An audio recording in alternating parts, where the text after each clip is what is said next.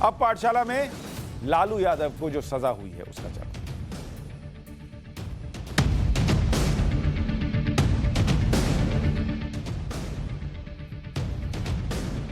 कभी बिहार की राजनीति के किंग और देश की राजनीति में किंग मेकर रहे लालू यादव को चारा घोटाले के 5वें मामले में सजा सुना दी गई। डोरंडा ट्रेजरी से अवैध तरीके से 139 करोड़ रुपए की निकासी के मामले में सीबीआई की विशेष अदालत ने 5 साल की सजा सुनाई। लालू यादव पर 60 लाख रुपए का जुर्माना लगा। सीबीआई की विशेष अदालत ने 15 फरवरी को लालू यादव समेत दूसरे आरोपियों को डोरंडा ट्रेजरी केस में दोषी पाया, जिसके बाद लालू की तबीयत खराब हो गई थी और उनको रांची के रिम्स में एडमिट कराया गया था। आज सजा का ऐलान भी लालू यादव ने रिम्स में ही रहकर सुना। 5 साल की सजा का ऐलान होते ही लालू का बीपी बढ़ गया। अगर लालू को 3 साल तक की सजा मिलती तो सीबीआई कोर्ट से ही जमानत मिल जाती। 5 साल की सजा मिली है, इसलिए अब उन्हें हाईकोर्ट से जमानत लेनी होगी। चारा घोटाले में लालू यादव को जिन 5 केस में सजा सुनाई गई वो सजाएं आ चुकी हैं और उनके बारे में भी आपको बता देता हूं। जैसे डोरंडा ट्रेजरी केस में सजा का ऐलान हुआ 21 फरवरी 2022 को। घोटाला 139.35 करोड़ रुपए का था। 5 साल की सजा हुई है और 60 लाख रुपए का जुर्माना लगा है। दुमका ट्रेजरी केस 24 मार्च 2018 को सजा का ऐलान हुआ। 3 करोड़ 13 लाख रुपए का यह घोटाला था। अलग अलग धाराओं में 7-7 साल की सजा हुई है, 60 लाख का जुर्माना। चाईबासा ट्रेजरी केस सजा का ऐलान 6 जनवरी 2018 को हुआ। घोटाला 33 करोड़ 67 लाख रुपए का था। 5 साल की सजा हुई, 5 लाख रुपए जुर्माना लगा। इसमें और पिछले वाले में जमानत मिल गई है लालू यादव। देवघर ट्रेजरी केस में सजा का ऐलान 23 दिसंबर 2017 को हुआ। घोटाला 89 लाख रुपए का था। 3.5 साल की सजा हुई, 5 लाख रुपए का जुर्माना, इसमें भी जमानत मिल गई। चाईबासा ट्रेजरी केस में सजा का ऐलान हुआ 30 सितंबर 2013 को। घोटाला 37 करोड़ 70 लाख रुपए का था। 5 साल की सजा हुई, 25 लाख रुपए जुर्माना। वर्तमान स्थिति यह है कि जमानत मिल गई। यानी 5 मामले जिनमें लालू यादव को सजा का ऐलान हुआ है, उसमें से 4 में जमानत उन्हें मिली हुई है। अब जो सजा का ऐलान हुआ है इसके लिए उन्हें हाईकोर्ट जाना होगा जमानत के लिए। चारा घोटाले को कैसे अंजाम दिया गया, इसकी कहानी भी बड़ी दिलचस्प है।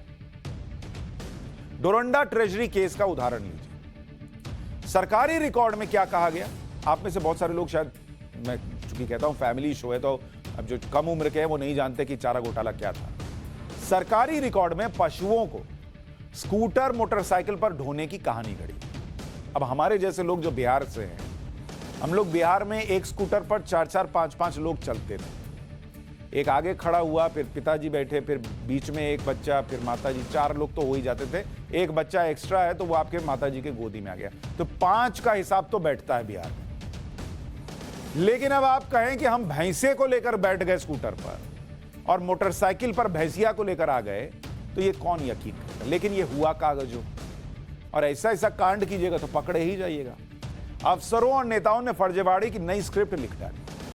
फर्जीवाड़े के तहत यह बताया गया कि 400 सांड हरियाणा और दिल्ली से स्कूटर और मोटरसाइकिल पर ढोकर रांची लाए गए। 400 सांड स्कूटर पर, मोटरसाइकिल पर। वो तो शुक्र मनाइए कि अगर सच में किए होते तो सांड पलट के सींग मारता, लेकिन ये कागज में था इसलिए बच गए। यानी घोटाले में जिस गाड़ी का नंबर विभाग ने पशुओं को ढोने के लिए दिखाया वो मोटरसाइकिल और स्कूटर के नंबर। जांच में यह भी सामने आया कि कई टन पशुचारा, मकई, बादाम, खल्ली, नमक, ये सब ढोने के लिए स्कूटर, मोटरसाइकिल और मोपेड का नंबर दे दिया। अब ये मोपेड का नंबर देखकर ट्रक को शर्म आ गई कि मोपेड ढो दे रहा है तो मैं किस लिए हूं भाई। बाद में उसको समझाया गया ट्रक को, कह रहे घोटाला है, मोपेड और स्कूटर का नंबर दिए हैं, ढोया थोड़ा ही है, तुम ही हो ट्रक जो उनकी ढो सकते हो। जांच में पता चला कि साल 1990 से 92 के बीच 2,35,000 में 50 सांड खरीदे गए। 14 लाख से ज्यादा रुपए में 163 सांड और 65 बच्चियों को खरीदा गया। लेकिन यह खरीदारी सब कागज पे। अब बचिया कागज तो नहीं चबा गई होगी, चबा जाती तो घोटाला भी नहीं आता सामने। कागज बाहर रह गया, घोटाला बाहर आ गया। चारा घोटाले में किस तरह से फर्जी बिल और अलॉटमेंट लेटर बनाए जाते थे, यह भी जांच के दौरान पता चला। नियमों को कैसे तोड़ा जाता था यह भी आपको जानना चाहिए। जिला पशुपालन अधिकारी और क्षेत्रीय निदेशक फर्जी बिल जमा करते थे। बिल के साथ जारी अलॉटमेंट लेटर भी फर्जी ही होता था। जिला पशुपालन अधिकारी को 15,000 से ज्यादा का बिल बनाने का अधिकार नहीं था। क्षेत्रीय निदेशक को 50,000 से ज्यादा का बिल बनाने का अधिकार नहीं था। इससे बचने के लिए फर्जी बिलों में क्या कोशिश की गई? 14,990 का बिल बना दो, 10 रुपया कम कर दो, बन गया काम। अब जैसे नहीं होता है कि आप किसी दुकान में चले जाइए और बोलिए नहीं हम नहीं लेंगे अगर आप कुछ डिस्काउंट नहीं दीजिएगा, लीजिए 10 रुपया छोड़ दिया, वो भी एहसान किया, आप भी खुश। तो और कंपनियां भी 999 में नहीं बेचती हैं, 1 रुपया से पता नहीं आपको सोचती हैं कि आपका तिजोरी भर जाएगा। तो 14,990 का बिल बनाया, उधर 49,990 रुपए का रकम भर देते थे, बिल बना के काम हो गया। सीबीआई की तरफ से पेश इस गवाह ने कोर्ट को बताया कि पशुपालन पदाधिकारियों में जिला पशुपालन पदाधिकारी और क्षेत्रीय पशुपालन निदेशक ने रांची और डोरंडा के कोषागार में जाली बिल जमा किए थे और बिल के साथ जाली अलॉटमेंट लेटर भी फर्जी होता था। जिला पशुपालन अधिकारी को 15,000 से ज्यादा बिल बनाने का अधिकार नहीं था, इसलिए यह सब कैसे किया जा रहा था वो आपको बता रहे हैं। अब लालू यादव का सीन क्या था कि वो सियासत में बड़ा रसूख रखते थे उस वक्त, बिहार के पावरफुल सीएम और पावरफुल नेता थे, इसलिए चारा घोटाले का खुलासा करना आसान नहीं था। लेकिन एक अधिकारी के एक लाइन के फैक्ट्स ने चारा घोटाला की परतें खोलनी शुरू कर दी। चारा घोटाले के बारे में पहला खुलासा 1995 में हुआ। जुलाई 1995 में विजय शंकर दुबे वित्त विभाग के प्रमुख सचिव नियुक्त हुए। उस समय राज्य की वित्तीय स्थिति बहुत ज्यादा खराब थी। जांच के बाद पता चला कि पशुपालन विभाग बजट से 4 से 5 गुना ज्यादा खर्च कर रहा था, जिसका असर राज्य की वित्तीय हालत पर पड़ रहा था। इसके कारण कर्मचारियों को वेतन तक नहीं मिल रहा। बताइए, कर्मचारी को वेतन नहीं मिल रहा है और ये लोग यहां सांड को मोपेड पे ढो रहे थे और पैसा कहां जा रहा था सोचिए। गड़बड़ी की आशंका पर वीएस दुबे ने जांच का फैसला किया। वीएस दुबे ने 19 जनवरी 1996 में बिहार के सभी जिलाधीशों को एक फैक्स भेजा। फैक्स में पशुपालन विभाग के पिछले 3 साल के खर्च का हिसाब मांगा गया। इसी फैक्स के बाद चारा घोटाले के बारे में पता चला। 20 जनवरी 1996 को वीएस दुबे ने एक अधिकारी को रांची भेजा। 21 जनवरी 1996 को पता चला कि पैसे निकालने के लिए बिल और वाउचर फर्जी थे। 23 जनवरी को वीएस दुबे ने छानबीन के बाद फाइल बनाकर सरकार को भेजी, साथ ही संदिग्धों पर एफआईआर दर्ज कराने का सुझाव दिया।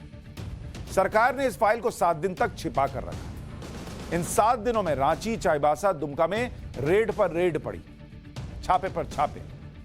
रेड के बाद कई सप्लायर और कर्मचारी अंडरग्राउंड हो गए। दबाव बढ़ने के बाद 30 जनवरी 1996 को तत्कालीन सीएम लालू प्रसाद ने एक्शन लेना शुरू किया। विजय शंकर दुबे 1966 बैच के आईएएस अधिकारी हैं, बिहार और झारखंड के मुख्य सचिव रह चुके और 2002 में रिटायर हुए।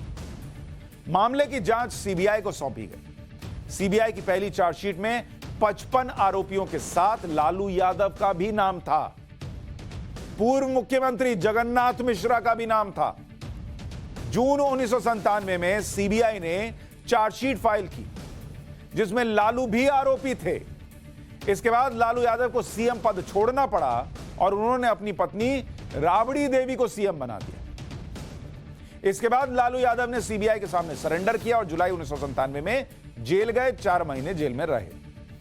चारा घोटाले के खुलासे के समय लालू यादव बिहार के मुख्यमंत्री थे, केंद्र में भी उनका दबदबा था, फिर भी चारा घोटाले की जांच सीबीआई को दे दी गई।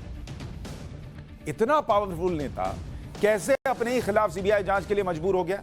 इससे जुड़ा एक दिलचस्प किस्सा है।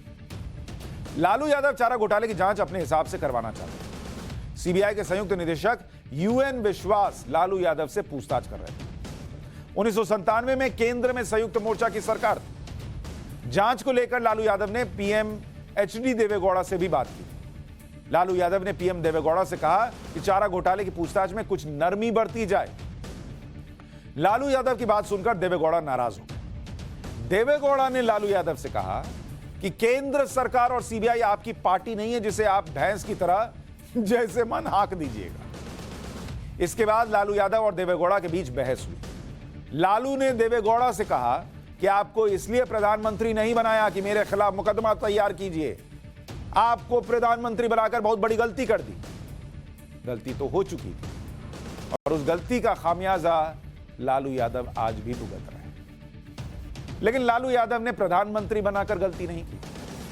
लालू यादव ने मोपेड, स्कूटर, इस पर भैंसिया को ढोकर, सांडों को ढोकर और जो पैसा कमाया गया उसे नजरअंदाज करके और जो हिस्सेदारी का आरोप है उसको करके गलती की। चारा घोटाले से ही लालू का राजनीतिक ग्राफ तेजी से गिरा। चारा घोटाले के बाद वो कभी बिहार के सीएम नहीं बने। 2005 के बाद उनकी पार्टी बिहार में 10 साल तक सत्ता में नहीं आई। नीतीश कुमार 2015 में साथ आए भी, लेकिन सिर्फ 9 महीने सरकार चल पाई। 2009 के बाद लालू केंद्र की राजनीति में भी किनारे हो गए। असली मायने में आखिरी बार लालू पावर सेंटर में तब थे जब वो केंद्र में 2004 से 2009 तक रेल मंत्री थे। लालू ने आखिरी चुनाव 2009 के लोकसभा में पाटलिपुत्र और सारण की 2 सीटों से लड़ा था, जिसमें वो पाटलिपुत्र हार गए और सारण से जीते। 2013 में पहली बार चारा घोटाले में दोषी करार होने पर चुनाव लड़ने के लिए अयोग्य साबित हो जाने से लालू चुनावी राजनीति से आउट। लेकिन ये देश के बड़े बड़े नेताओं के लिए एक संदेश है कि किसी और का चारा खाइएगा तो जेल जाने के अलावा कोई चारा बचेगा नहीं। शायद किसी सांड की हाय लग गई।